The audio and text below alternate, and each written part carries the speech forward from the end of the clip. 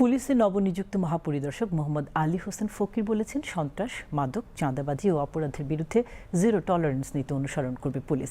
আজ সকালে রাজধানী পুলিশ হেডকোয়ার্টার্সের মিডিয়া সেন্টারে আয়োজিত এক প্রেস ব্রিফিংয়ে তিনি একথা বলেন। আইজিপি জানান, জেলা সদর পর্যায়ের থানাগুলোকে জিরো কমপ্লেইন থানা হিসেবে গড়ে তোলার উদ্যোগ নেওয়া হবে, যাতে থানার কার্যক্রম নিয়ে জনগণের কোনো অভিযোগ না থাকে।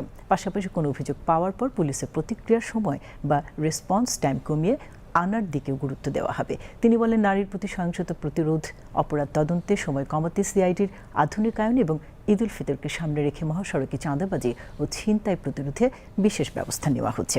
ঈদ পূর্ববর্তী সময়ে পোশাক শিল্পে সম্ভাব্য শ্রমিক অসন্তোষ এড়াতে মালিকপক্ষ সংশ্লিষ্ট মন্ত্রণালয়ের সঙ্গে আলোচনা করে বেতন প্রদানের ব্যবস্থা নেওয়া হচ্ছে বলেও জানান তিনি।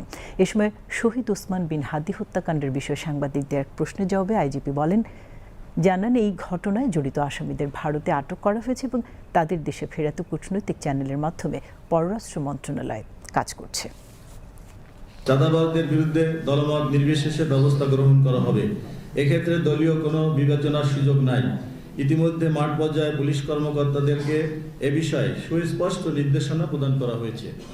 ব্লক রেড দিয়ে সন্ত্রাসী, চাঁদাবাজ, মাদক ব্যবসায়ী, অপরাধীদের বিরুদ্ধে ব্যবস্থা গ্রহণ করা হয়েছে।